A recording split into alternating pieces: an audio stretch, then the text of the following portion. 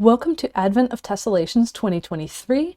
I'm Madonna Yoder, and I hope you will join hundreds of origami folders around the world in folding this daily challenge to increase your origami tessellation folding skills, so the twists and repeating patterns folded all from a single sheet of paper.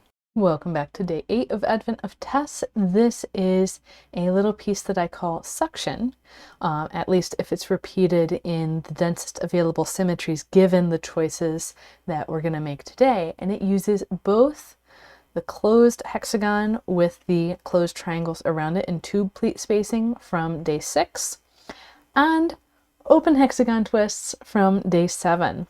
So we're going to start exactly like we did on day 6 with that closed hexagon twist in the center of the paper. So our mountain folds are going straight out to the corners of our 16-fold triangle grid on a hexagon. That's the really convenient thing about folding on hexagons. Those hexagon twists tell you, based on how the pleats interact with the corners, whether they are centered or not. So I'm going to go ahead and bop, grab, and twist this center to get it all the way down. And again, it's going to look messy when it first comes down, and we're just going to go around and make sure that all of our folds actually are on grid lines. There's a lot of hidden valley folds, so we might want to check the back as well and make sure there's no crumpling. So from here, we have a closed triangle twist at tube pleat spacing. So we're going to have our valley one spacing from the folded mountain, our mountain one spacing further than that. And we're going to set up our closed triangle by making that three-way intersection of mountains where our two already defined mountains are coming together. Make sure those pleats are rotational around the center of our triangle twist and squash. And then I'm actually going to choose a different order for the triangle twist than I did on day 6. So instead of going counterclockwise, I'm going to go clockwise this time because I actually want the overlaps to be unfriendly, because my next twist is on the other side. And if the overlaps are unfriendly on this side, they'll be friendly on the other side. So I'm going to go around and put in my new triangle twists, again with the tube pleat spacing. We could also visualize that as the valley comes to the corner of the neighboring or the next over the tube twist. And notice as I do that, I'm setting up a full pleat overlap, locking that little tab into place and squashing my new twist. And I'm going to go around and do all 6 of those before I flip over and resolve those overlaps. And the reason why I'm doing it that way is because we're working on such a small scale. I don't mind accumulating the 6 overlaps and then going and resolving all of them.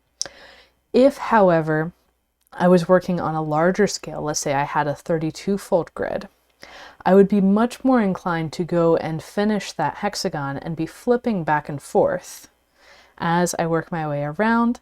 And especially after that first ring around the center, it is not feasible to do everything on one side and then flip to the other side. So if I'm doing a second round of repeats on this, I'm going to want to be flipping back and forth, doing the twists as they come up, as they create the pleat overlaps. But for now, I'll set up that next triangle and the next pleat overlap and squash. And by the way, my tessellation starter sequence course is a great resource for how to fold on both sides of the paper with more repeats. And around and around. And this time on the last triangle, instead of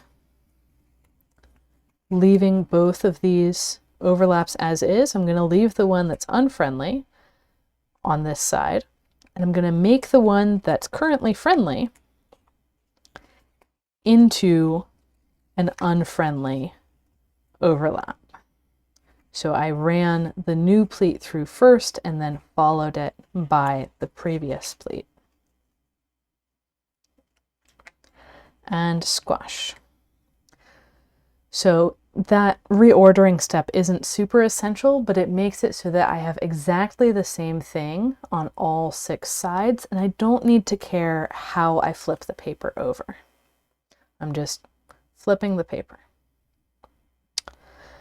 The next thing that's going to happen is I'm going to want to put an open hexagon twist at these overlaps of pleats. Now for this particular case, I'm going to show you exactly where everything goes. And on further repeats, I'll show how I would identify that if I didn't already know. But for this one, I'm going to have a valley fold, one space out from this folded mountain, and a mountain fold one space further than that. And by setting those up, it's going to start to show me, especially once I start drawing where these other mountains are going, that I have a central hexagon, or rather I have half of a central hexagon here at the edge. So I'll zoom in a little bit more on that. That's as close as I can get it.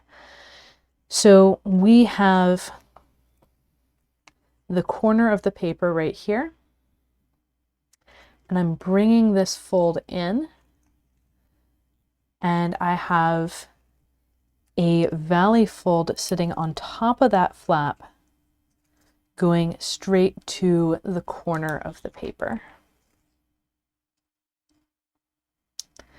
And that is giving me 1, 2, 3 points of a puffy star of the next hexagon. So we're only getting half of this hexagon, which is more than we got of the outer hexagons of yesterday's piece.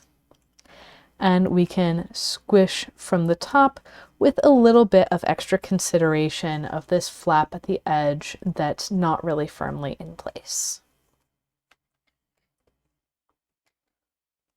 So you can see as I'm folding this, it's not really interfering with the other corners, but it is kind of close to that corner. So for the next one, I'm going to go clockwise just to stay away from any layers. It's, again, not a right thing or a wrong thing, and with these, since it's not interfering with anything on either side, you could really popcorn around and do them in any order you like. But what I'm going to do is, again, set up that valley, one space from the folded mountain, mountain, one space from the valley. There's then a valley on top that goes straight out to the corner. And I'm making sure that the flap of paper that's trapped underneath is able to pop out a little bit. So instead of being stuck in here, we want it to be popped out. And then I can squash this hexagon, making sure that all of my little flaps are in the right places. You don't have to worry so much about the little flaps if you're using more grid, but in that case you do have to worry about the next triangles out. So then you can see this little flap right at the corner is wanting to tuck in. I'm using my bone folder to just encourage that to come out, but not out so much that I erase my valley going straight to the corner of the paper. And again, and the beauty of pre-recorded video is you can go back and see exactly what I did in the previous ones and see the slow version as many times as you like. And so I'm going around, I'm setting up that new tube pleat and then unlocking the corner. So setting up the new tube, unlocking this corner, and squashing that half open hexagon on top and remediating any flaps that want to tuck back inside. And there we have suction. So I named this piece for this side actually, because it looks like tentacles of an octopus, but it's only 6 of them. So I named it suction instead of octopus or hexapus or whatever else I would have chosen. Excuse me. And one of the things that I realized just recently is that you don't have to repeat this with the motif kind of overlapping. So by overlapping, I mean that this half of a hexagon would directly complete this half of a hexagon. And that actually would be a really interesting sight to see of if someone wanted to do that completion. Actually, hold on a sec. No, it wouldn't be exactly this half to this half. You would need to combine 3 of the halves into one whole to get the exact symmetry that I'm thinking of. Although you could do directly half to half, you would have a interesting triangle to conclude in between 3 of these boxes, but regardless, that is future project areas. So here we are finishing up for day 8.